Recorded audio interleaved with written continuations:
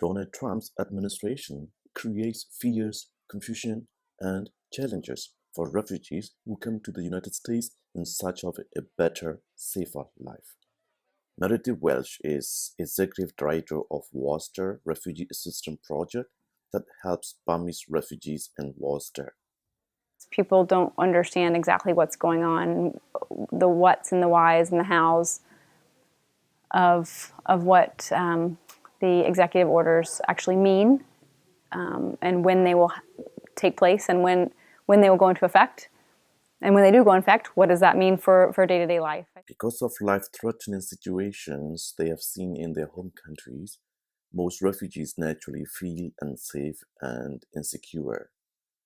Jeffrey Thiemann is CEO and president of International Institute of New England that settle refugees who come from all over the world. A refugee is someone who has a well-founded fear of persecution in their homeland. They were displaced. They didn't want to leave Syria or Iraq or Afghanistan or Burma or any other country, or Somalia or Democratic Republic of Congo.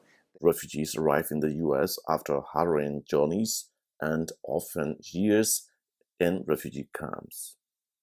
What happened to these folks is that they were caught in conflicts that were not of their own making. They were bombed out of their homes, or they weren't able to live in their communities anymore, or their kids weren't able to go to school anymore. So they were displaced for many years. They were living in refugee resettlement camps. We have people here that have lived in refugee resettlement camps for 17 or 18 years.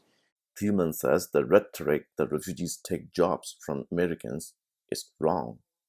The data doesn't support that. It's not factually accurate, but that's what the president has said, and that's what many people around him have said. That's a big problem, because it means that it creates a lot of animosity towards immigrants that is unnecessary and unwarranted and unkind. President Trump has tried to limit immigrants and refugees. His executive orders have been blocked by the courts, but he has authority to set the number of refugees coming to the United States. His order demanded to reduce the number of refugees entering the United States from 110,000 to 50,000. Mr. Kai Tinley is a volunteer from Worcester Refugee Assistance Project. He works as an English second language coordinator. I think I worry about that because I think that sends a message that refugees are dangerous. Why are we cutting the numbers down? Sends the wrong message. And it also sends a message to the rest of the world that America doesn't care as much. I mean, we've always been a home for refugees. We've always been a home for immigrants as a country. So why are we changing our attitude now? Mr. Tinley has been with Worcester Refugee Assistance Project since 2013.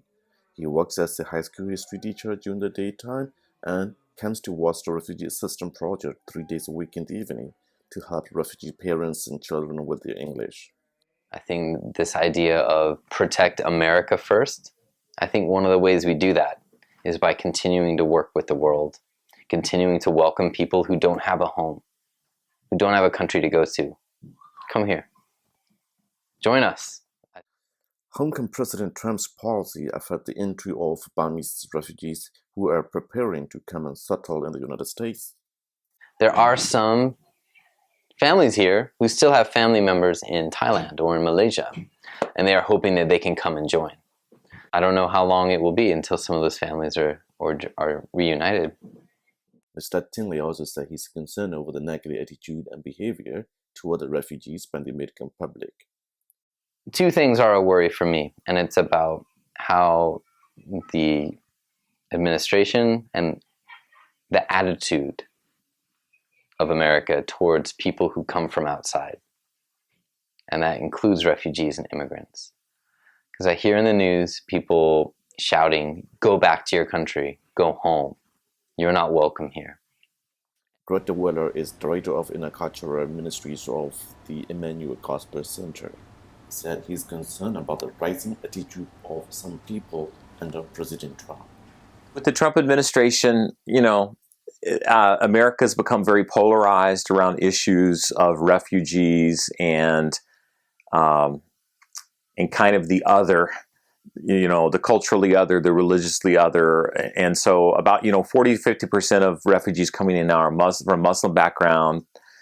And so, the populations of refugees and Muslims, these are populations that a lot of Americans have concerns or suspicion of or something like that. Yeah. Emmanuel Gospel Center has a project called Greater Boston Refugee Ministries. The best way to change the viewpoint and narrative is actually to introduce people to refugees. And if we can just get people that maybe are fearful to meet refugees and hear their stories, we believe that many people's minds will be changed as they sit and listen to real people. Like Dawala, other Christian religious leaders also criticized Trump's desire to favor the entry of Christian refugees than Muslim refugees.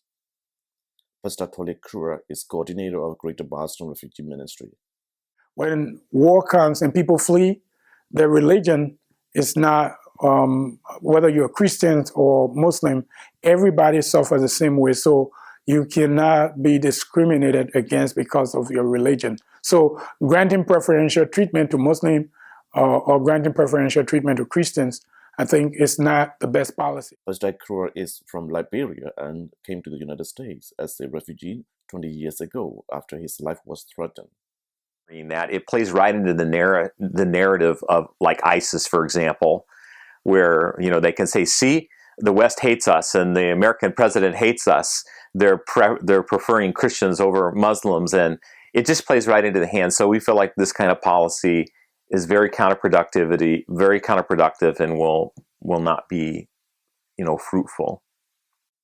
Refugees such as Noresha Binti Yusuf and her family are not sure what the future will be. Her parents are from Burma and stayed in Malaysia as refugees for many years before coming to the United States in 2015. The thing really concerning us right now is not especially me, but especially for my mom and dad. They're very concerned because they're so worried. They was planning, like my mom, she left her country once she was like 6 to get a better job in Malaysia. She go to Malaysia as a refugee. So she never saw her parents the whole like 20 or 30 years. She was expecting to meet her parents next year. She wished to go by green card and stuff. But now she's worried. If she goes, she might not come back. Like all my family is just worried about if we go visit our family in the Burma, are we allowed to come back and stuff.